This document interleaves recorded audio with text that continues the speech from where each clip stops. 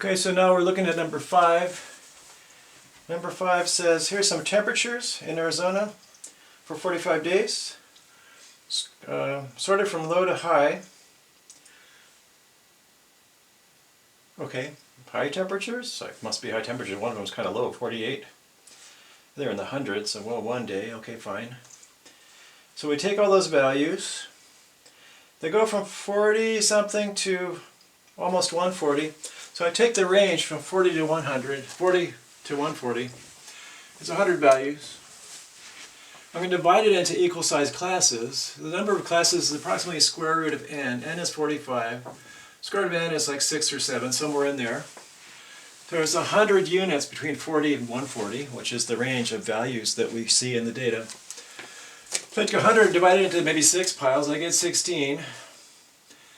That's not a very nice number, so I just use 15 to get nice boundary values that are nice numbers I like working with. You could use 16 if you wanted to, but I use 15. And that means 40 plus 15 plus 15 plus 15, I hope I did it right. 40, 55, 70 plus 15, 85 plus 15, 100 plus 15 plus 15 plus 15. Pretty much covers 40 to 140 and a bit of change. So at least we get all the values in there. And then we make a frequency table using those classes. So I put here the classes 40 to 55, 55 to 70, 70 to 85, 85 to 100, 100 to 115, 115 to 130, 130 to 145. Those are the classes that represent these intervals between 40 and now 145 to cover all the data values. And as usual, you have a problem at the boundary, so you have to say, what do you do with a number like exactly 55 or exactly 70?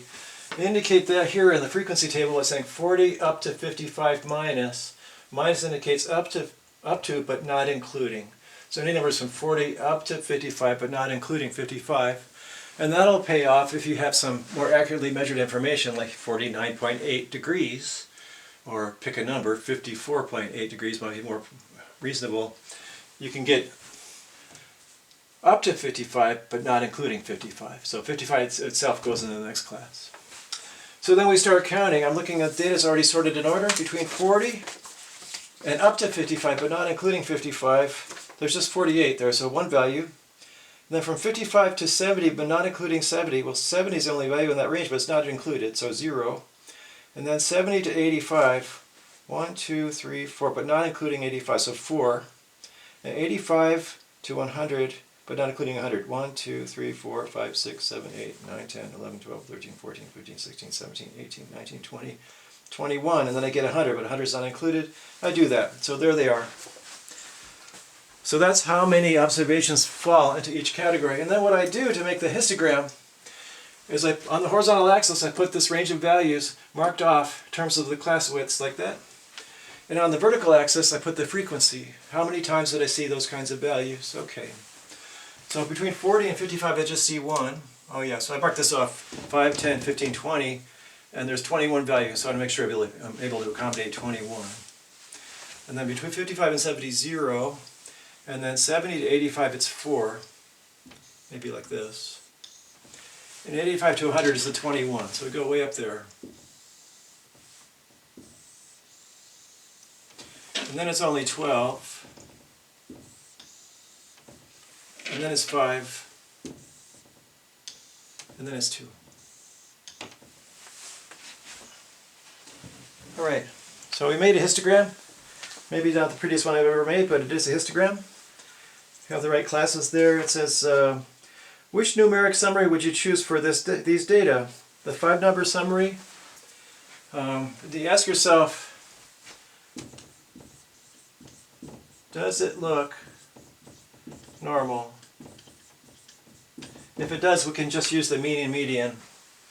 I'd have to say, to me, no. It's not symmetric enough. There's so little here that seems to be about the same distance away from the mean as here. So we'd say it probably looks skewed to the right to me. So I don't think it's symmetric. I don't think it's normal. So no. So no. If it doesn't look normal, you don't use the median. Is the 5-number summary okay? Always okay.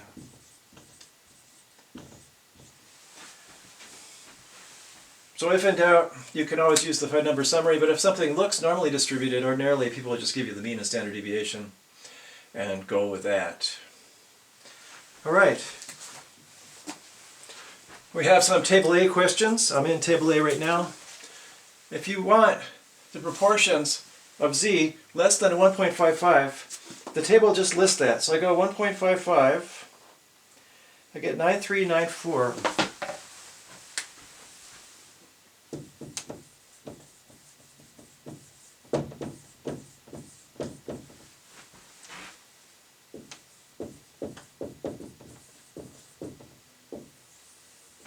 And that's because the tables list the less than answer. If you want the greater than, you have to do 1 minus 0.9394 to get 0.606, like that. And that's because, what are we thinking?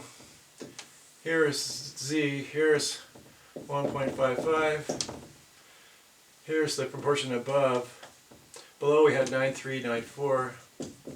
So that number here is the proportion above. This says z greater than means to the right, and so we have to subtract from 1. The total area is 1. And then for z equal to, well, that would be the area directly above the value, like this. There's 0 area above that line. So we go a proportion that you get equal to is 0. So you don't actually get exactly a particular number with any frequency with a normal distribution. It's a density curve. You use density curves, but you don't, because you just don't get exact values happening with any frequency that you'd expect to see. And then if you want the area between two values, here's minus 1.55. So we look up this answer here. It ought to be 0.606, because that was what's on top. But let's see if the tables give us that number. Minus 1.550606.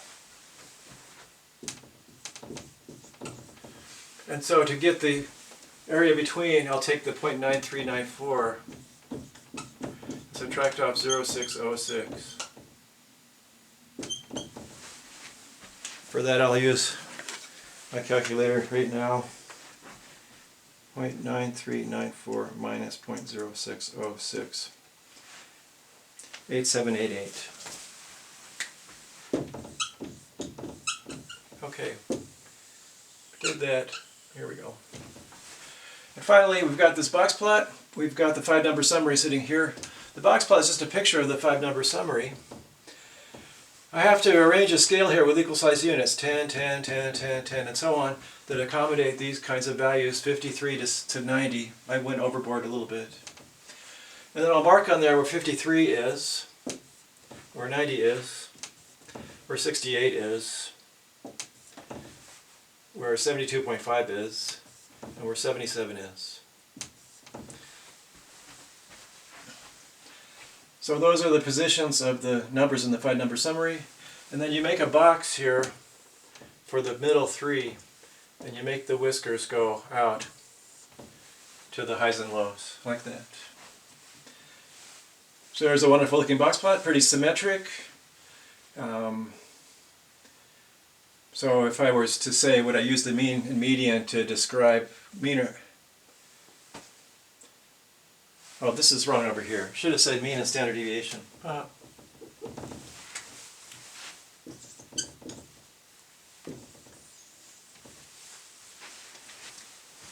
So I could use the mean and standard deviation here to describe it. It looks approximately normal. It's not skewed. It's symmetric. Based on what the box plot looks like, we could probably use the mean and standard deviation to describe that data set. Anyway, here we go. Outliers by the 1.5 IQR rule. Glad I caught that. Should say standard deviation there. IQR is the distance between the quartiles, so that's Q3 minus Q1. And you multiply that by 1.5. So this distance here, which looks like 9 units, times 1.5 is 13.5. And then we go ahead and add and subtract that from the quartile. So we take the top quartile and we go this way 13.5, which was the 1.5 AQR, we get 90.5, so it goes a little bit past here. And we go back from the lower quartile, 13.5, here, to make it to 54. That was 53, a little bit less. And so the upper region here that marks outliers, there's no values bigger than that. The largest one is 90. You have to beat 90.5 to be an outlier. On the small side, you have to be smaller than 54.5. And there's at least one value like 53 because that's the minimum. So at least one small outlier and no large outliers in the data set. I'm sad I had mean and median here. I'll say again, it was mean and standard deviation. Can we use it? Does it look normal? If it does, yes. But it doesn't, no, so we don't use it. We use by number summary. Okay, we've made it through a few of the problems. Let's do a couple more slides here.